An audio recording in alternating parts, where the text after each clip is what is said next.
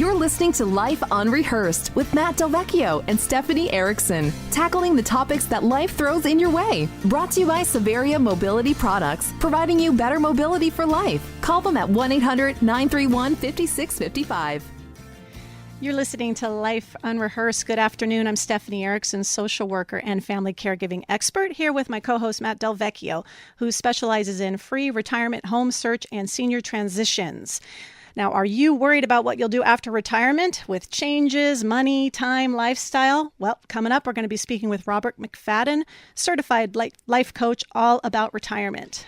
Hello there, Stephanie. Hi, Matt. How are you? Excellent. Summer has arrived. It's crazy. The weather is so nice right now. We'll take it. We need it. I know. Mother Absolutely. Nature has a way of evening things out. We've got a great show. First half, as you talked about with Robert McFadden. On the second half, Stephanie, hey, are you feeling a little stressed lately this time of year and maybe looking for ways to reduce that stress? Yes. yes. You know what? Maybe the answer is simply by just sitting still and living in the moment. You know, we're going to be talking about a really unique concept called mindfulness after the 4:30 news, and ways about reducing stress and how it will actually make you a better person. So that's coming up after the 4:30 segment. It's supposed to make you a better person? Oh, this is great. This benefit I didn't know. Excellent. So you're going to start right away, right, Matt? Right. Just kidding. So now about retirement, Matt. Yes. You and I are so far from retiring, but do you think about it already? Well, let's see. 51 years old, and someone told me the other day that when you retire, you need something called money. That might be a problem. Yeah. But, we're allowed to dream. And, quite frankly, people in their 50s and their 60s are starting to think about it. And this will be quite interesting. In fact, we're very, very pleased to have as our guest today in studio, certified life coach, Robert McFadden. Robert, welcome to the show. Welcome, Robert. Thank you very much. It's great to be here. It's interesting because there are a lot of people that are retired, a lot of people contemplating retirement. There's lots of upsides, I'm sure. Yep. However, there are also a lot of questions to be answered. You've got your little check boxes to be filled in the contemplation process. Obviously, I mentioned financial concerns as one of them. But Robert, what would you say are some of the more popular concerns of people when they're contemplating retirement? I think you've put your finger on quite a number of them right away. There's usually the question about money, because nobody knows what things are going to cost in the future, first of all. I've seen people sock away wads of money and they're still not sure. I mean, we all have different levels of comfort as to what kind of resources we need going forward. And going forward, how far forward are we going? Are we talking of, how many years are we talking about and things? Beyond financial, Robert, what are some of the other things that people bring up as concerns? There's things about like just their change of pace, how they're very used to having a certain routine that they're living through in their life, and they're expecting that. They aren't. They haven't really thought about it too much, and suddenly it's almost like they're looking over the edge of a cliff, and there's endless time. What they thought they wanted so much, Maybe for a month or two, want. it can be fun, and then the head starts scratching and say, okay, so what do I, You could only play so many rounds of golf before you start losing it. Okay, There's that. We got to Yeah, work on that's something right. else. But you're bringing up a really good point about pace, because right now I happen to be extra tired. Of course, we have a puppy, which everybody knows, and that's weighing on me heavily in terms of sleep and such. But I often think, oh, God, it might be great to be retired. I would have all this time and I can just pursue my passions. But I'm also a very busy person. I do lots of stuff. Yeah. I have a feeling that once it comes to retire, I'm going to find myself bored. Does this happen a lot to people? It happens to some people. Boredom is like one thing that can happen. Other people can feel overwhelmed by the whole thing. It's a little bit like there's a couple of different ways in which we can be dealing with things. There's a psychologist, Mikhail Csikszentmihalyi. I've probably mispronounced his name.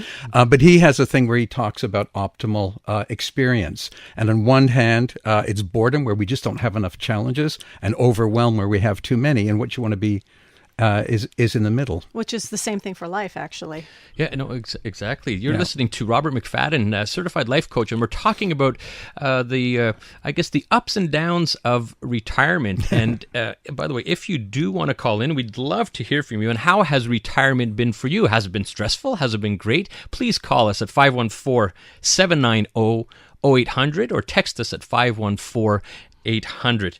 Now, Robert, I'm thinking more from a business corporate side now, and you've got a lot of people that were in their jobs and this was their life. And all of a sudden they find themselves on the other side of retirement. Their identification up till now was in business. It could not necessarily just be the boss. It could be one of the workers, staff, and this was your identification. And now it's changed and they find themselves wondering, okay, what now? Yeah, who am I almost? Yeah, over and over again, the people that I speak with who come to speak with me, there tends to be this emphasis on the position, the responsibilities that they've had in life, and rather than the abilities, the skills, which they can be taking forward, which they can be transitioning into whatever other kind of work that they're going to do, or into their retirement years as well. How can you, rather than, and this gets into that. We were talking about this a couple of weeks ago, but it's that distinction between focusing on what you are as opposed to what you're doing. You're listening to Life Unrehearsed. Stephanie Erickson here, Matt DelVecchio with me, and in studio we have Robert McFadden. We'd like to hear about how you're handling retirement. Give us a call, 514-790-0800, or text us 514-800. Robert, you're talking about the transition of role. So it's not about necessarily who we are, identifying ourselves like I am a social worker. It should be I'm someone who cares about people. Most of the time I do. I'm someone who can offer such and such to the world. So you're saying like you should transition from identifying yourself with the job title, finding out who you are as a person within that role, and then applying that outside of the job force into your life after retirement, finding things to do. Yeah, I'm a little hesitant to be telling people what they should be doing or what they have to do or I what like they to tell must people do. What they should do. Really? So I do want to put a little caveat on that. Come on. There may be somebody who's retired and they think of themselves, I'm a retired person, and it puts the biggest smile on their face. They want to sit back. I don't want to say for 1 minute, no, you shouldn't be doing that. Enjoy it. There's so many different people with different expectations who handle things in different ways. I think that we're talking, maybe here more about particular instances though where people are finding it uncomfortable, where they're feeling like they've mutated into some other being that they've never experienced before. And how do I do this? One of the things that's handy with this, I think, is even to think about other periods in your life where you've had big changes. When you got married, when you had your first child, when you got your first job, when you graduated. Good point. It's one of those life stages. And we, if we look back, we'll see we have a lot of experience in transitioning through change. It's another transition. It's adapting to that change. And it's very interesting. I was in Toronto last week on business, and I was with a gentleman who had just retired a couple of years ago, and he was heading up the CARP chapter. CARP is a very big organization for retired people. And he says, Matt, I was so worried about retiring and what to do, and yet he's taking his executive skills and running this CARP organization for that chapter. And I think that's, when you were mentioning that and going forward, that was one of the examples that we stood out. Now, socially, things must change as well. From the social life with your spouse, and are you going out more? Are you staying back a bit? What do you think about the social side of things, and how should you be prepared to adapt to that? I think with there's a couple of different sides to the social thing. One is with your family, so that it's the in the situation of, say, someone where there's I'm going to say a stay-at-home mom, okay, and then suddenly the husband's around 24/7. Yeah. It's like, and I think my mom and I have talked about that. Robert, I'm going to jump in for a second because we're just about to head out to the traffic center, but I want to talk more about the social demands that we have for families. But first, let's hear from the CJAD Traffic Center. This is Life Unrehearsed with Matt DelVecchio and Stephanie Erickson. Brought to you by Severia Mobility Products, providing you better mobility for life. Call them at 1-800-931-5655. Homeward bound, I wish I was homeward bound.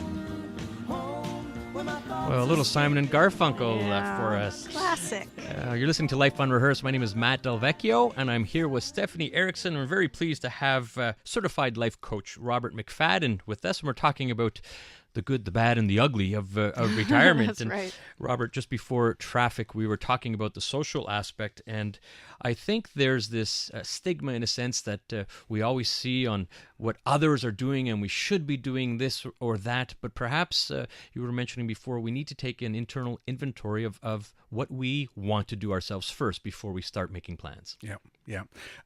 It's something that we don't often think about. You know, we're so used to, say if you're going to the grocery store, right? Chances are you're going to whip out a piece of paper or your phone or whatever, and you're going to put, need some bread, need some butter, need some this, that, and the other. If you're going to look for a new home, you're probably going to do something like, okay, we want these many rooms and bathrooms, and we want to have floors like this, everything. We don't do it with our own life. So true.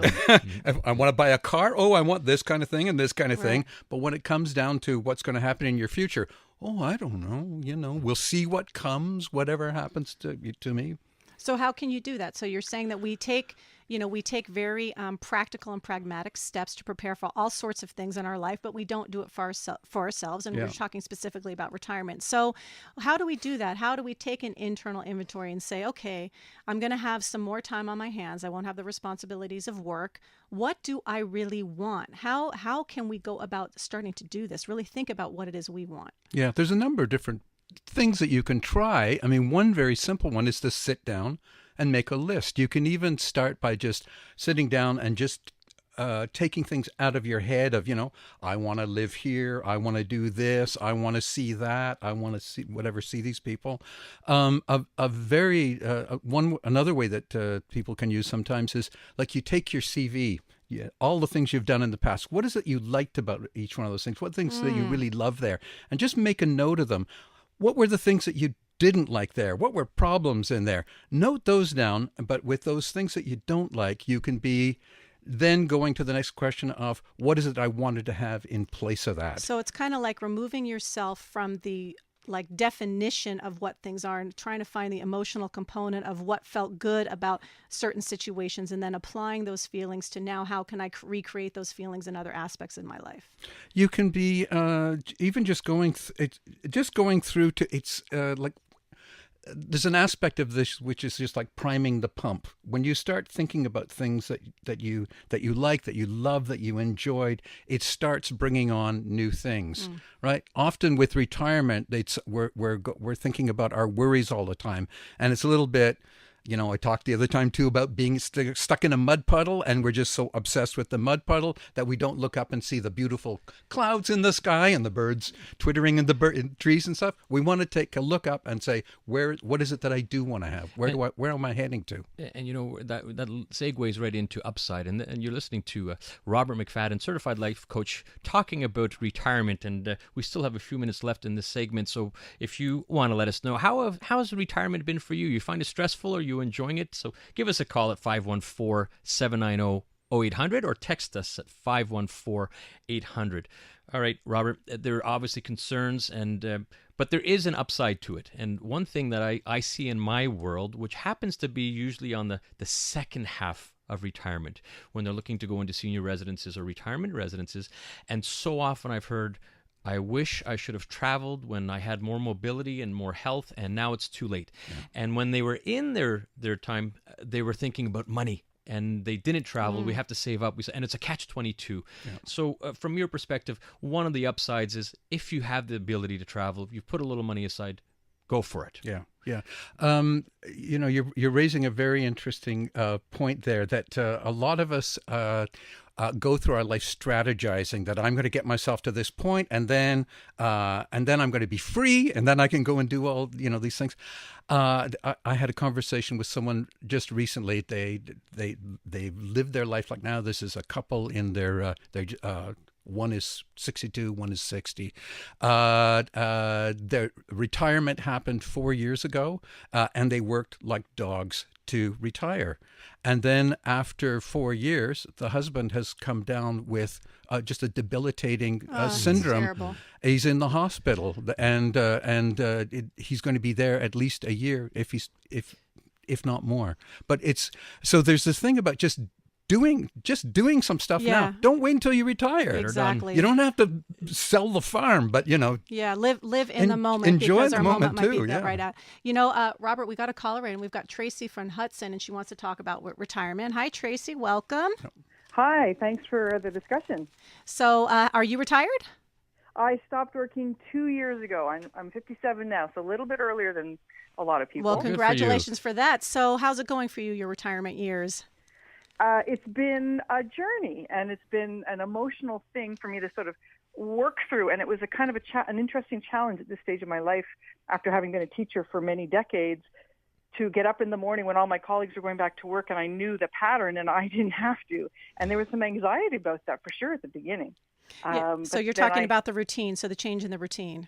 The change of the routine, I mean, I spent a lot of time with my partner looking at talking to financial advisors and getting the plan that they lay out how, the rest of my decades are going to go financially.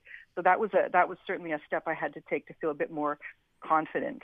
But now my life has filled up with, as you were saying, the things I was always passionate about but never had time to squeeze in, Oh, that's so great, Tracy. Well, it's good that you're living in the moment and you've created that plan, and I'm really happy for you. Thank you so much for calling in. Thank you. Robert, nice call and exactly what we want to hear. It might take a little bit of an adjustment, but living in the moment, take advantage of it. I've had conversations with a number of people who, when they retire, the first thing they do, it's like, I am just going to lie back and I am going to do nothing, and this is so great, I don't have to, right? And then after it's like a month or two or something, the little bit of boredom starts kicking in. And, I'm thinking one case in particular of someone who, after a bit of time, after laying back, next time I spoke with them, they decided they were going to take a new challenge on. They were going to learn how to speak Mandarin. Oh, my gosh. Right? Learn how to speak that's Mandarin. good. So they were going down to the Bibliothèque Nationale doing stuff.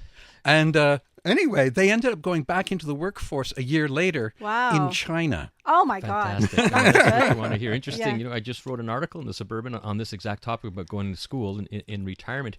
That was Robert McFadden talking about retirement. Matt DelVecchio here with Stephanie Erickson. And popular subject, we have another call. So we're going out to Kirkland, and we've got Devin on the line. Devin, hello. Hello. Hi, Thank you Devin. for calling in. Hi. I'm calling because I'm in a deep quandary.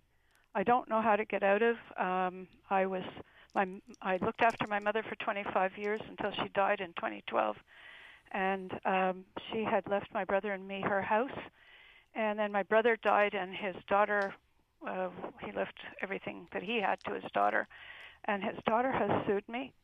I had a lawyer trying to defend me against. So wait, hang on just a second, Devin, because we're talking about retirement right now. Do you have a question for Robert related to retirement?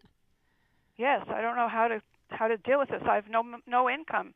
My niece's lawyers have cut me off, Okay. and I can't do what I had planned to do for retirement. Okay, that sounds like a terrible situation, Devin. It is. So and Robert, I don't when have people enough money for insulin or food. well, thanks for calling, Devin. I'm going to pose this question to Robert right now. Robert, what does someone do when they don't have the finances to live when they're in their retirement years? Not that you have the answer for that for everybody, but what could someone do? I don't have a straight out answer for it. That's something where it's actually important to be able to sit down with somebody and work things out and come up with a plan. And it's not just work that I do as well. There's there's important things to be working with. It may be with lawyers. It may be with who knows who, but there are multiple professionals. I think it's a real sign, though. We talked about the good, the bad, and absolutely. the ugly of retirement. That is a very difficult That's scenario that I think a lot of Yeah. people are facing, particularly on the financial side, and there's no easy answers to it. So, Devin, thank you for calling in, and we hope things work out. Robert, I'm just curious. We're getting close to getting out of time here. So we're talking about trying to find that internal place where you know what you want to do and transferring from a work life into a personal life that's fulfilling for you. Do you have maybe just 2 tips that you can give people on a way to start right now thinking about how to make that transition? Well, there is the part that I mentioned before about starting to put in some some more spice into your life right now. Not wait, don't It's not keep that waiting. kind of show, Robert. I'll go for it. There is this thing that's very important. It's about getting clear with yourself first of all about what you want and what you're interested in. It's not just a matter of the things that you're interested in, but it's about getting to know yourself, what you're concerned with, where your worries are, and that. About how you speak with yourself. So Ooh, how you speak with yourself. We like that. Yeah. There's also about being able to have good conversations with other people, asking people questions when it's important to do so. Not Getting the being word out, shy. talking to people, and they're in it. Maybe they've already experienced it. So Yeah. I think great advice. And we're already out of time, Robert. We want to thank you crazy. very, Oh, there very we go. much. Where or how can people reach you if they have a couple more questions? Well, they could get in touch with me through my website, which is lifecoachmontreal.ca. They can also. I will pop something, I guess, on your Facebook page as Yeah, well. the Life Unrehearsed Yeah, Facebook. definitely. We'll People put a can- link there. Yeah. And I've got maybe something I could give you that people could use as like an exercise to Good. do for self-reflection and stuff. Excellent. Thanks so much, Robert. So we'll make sure to get all that information on the Life Unrehearsed Facebook page. Coming up after news, do you know about mindfulness? Well, we're going to be talking to a professor from McGill University on how to sit still. Don't blink. Just like that, you're 6 years old and you take a nap. And Why not get a little country music in here on a Sunday afternoon? You're listening to Life Unrehearsed. I'm Matt DelVecchio, specializing in free retirement, home search, and senior transition support. And I'm here with Stephanie Erickson, social worker and family caregiving expert. Hello, Stephanie. Hello, Matt. I just want to mention a couple things. We had a text come in the last segment there when we had Robert McFadden. We were talking about retirement. I love this. This woman writes, "I love being retired. I can do what I want when I want." And I'm channeling that because I want to do that exactly right now, pre-retirement.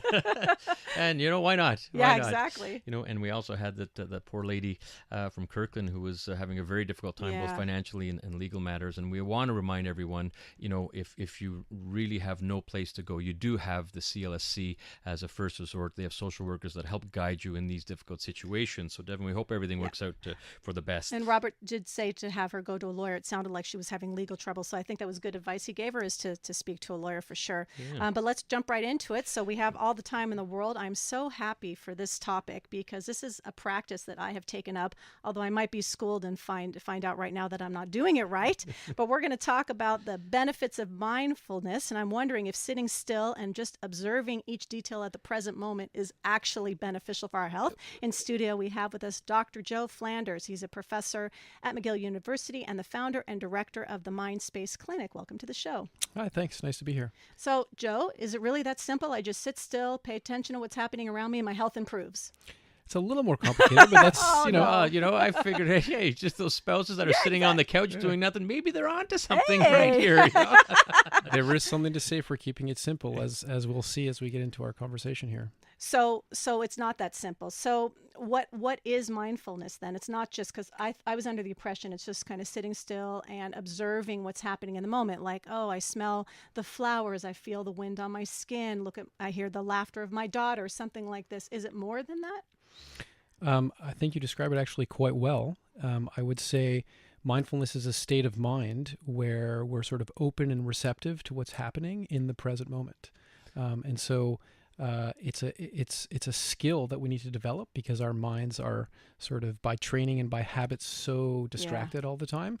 And the fact is that by getting good at the skill of mindfulness, all kinds of health benefits do arise. And that's Dr. Joe Flanders and Dr. Flanders. And off air, I called you Dr. Flanders and you said... Call me Dr. Joe. Flanders is my dad. Yeah, Joe. that's right. So we'll Exactly. call you That's Joe. what we call him, All Joe. right. So we'll go with Joe. And we just had another Dr. Joe prior to the show, but this is Dr. Joe Different Dr. Flanders. Joe. That's right. So thanks for joining us. It's a very interesting concept, and we're going to hear more about it. But when I first heard it, it sounded like meditation to me. Isn't this just meditation? So is there a differentiator between this and meditation? So mindfulness is a form of meditation. So There's Zen meditation, there's Vipassana meditation, and there's mindfulness meditation. So it's a class of meditation practice. It's also the state of mind that we were just speaking about. And I like to talk about mindfulness as a kind of outcome. It's like the skill that you develop, and the practice that you do is meditation. So you meditate a lot, and then you get good at mindfulness.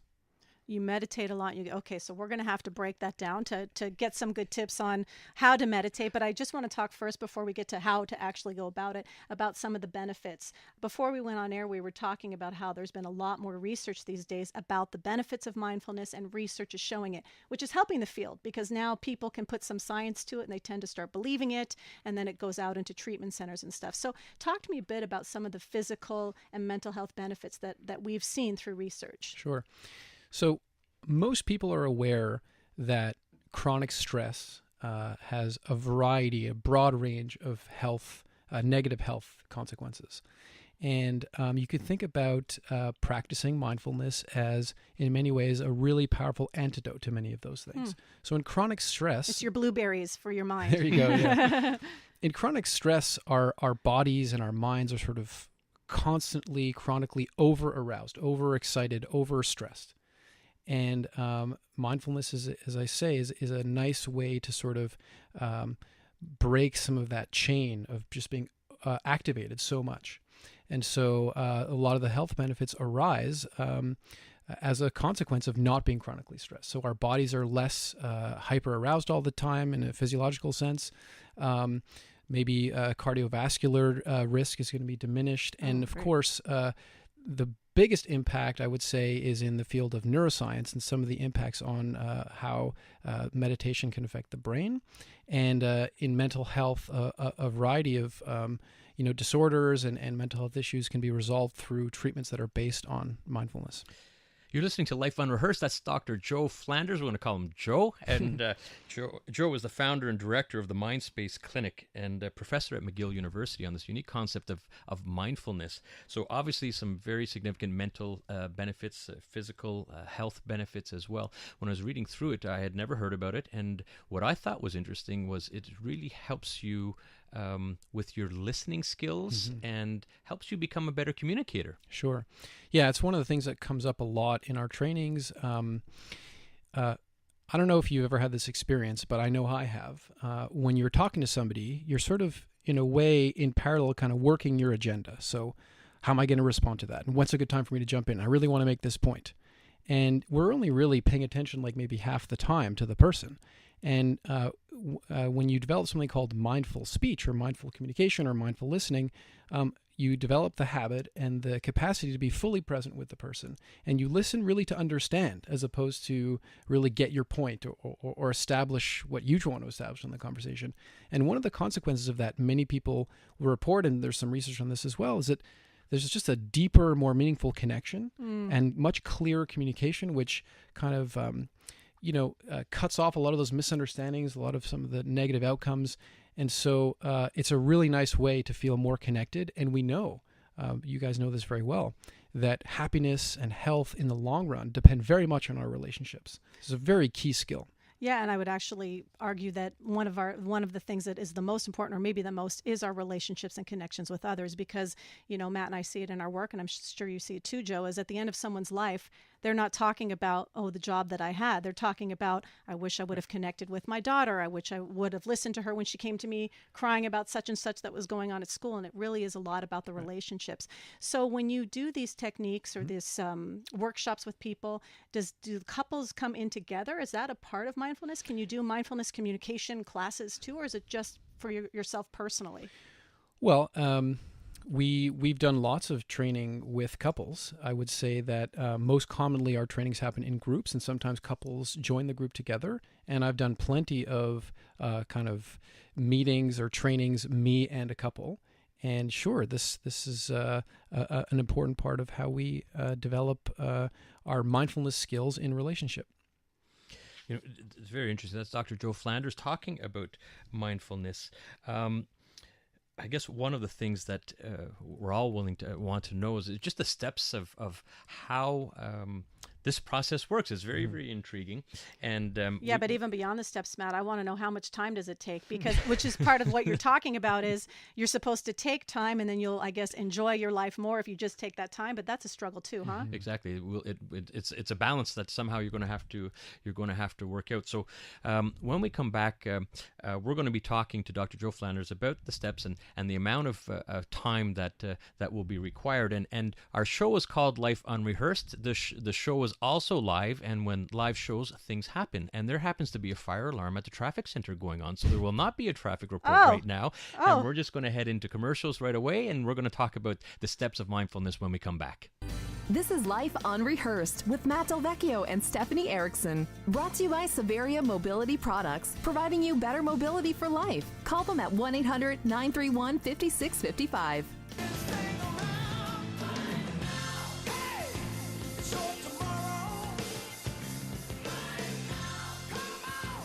You're listening to Life Unrehearsed. Stephanie Erickson here with Matt DelVecchio. In studio, we have with us Dr. Joe Flanders, who's the founder and director of the Mindspace Clinic, and we're talking about mindfulness. That song from Van Halen is perfect. Right now, that's what this is about, is like living in those moments. Matt asked you before we went to commercials, because we couldn't do traffic, a bit about the steps that people can take to start this practice right away, and we are going to get to that in a minute. Before we get to that, though, Joe, I'm just curious, who can benefit from this? I mean, I have anxiety, which we've talked a lot about on the show. My son has anxiety.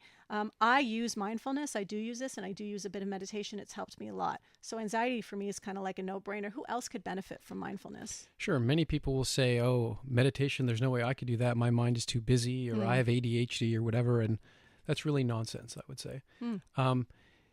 Meditation and mindfulness is really about managing life's difficulties and challenges skillfully. And it's also about learning to appreciate those moments where things are going well. And so anybody that will experience some stress in their life at some point could benefit. And anybody that wants to enjoy the present moment more can benefit. You know, it's quite interesting the way you explain that. It's just not a Sounds stress simple. reducer. Yeah. It could be applied in so many ways, and we use that example of someone at work and being a better listener due to it, better communicator, and it makes you a better person in general. So I think that's quite excellent. Okay, Joe, I'm your client. Okay. Our legs are crossed. I like to trust. Are you levitating? That's incredible. Yeah, we're levitating right now. So bring me through it. What do I have to do? I need help, and how do I go through this process?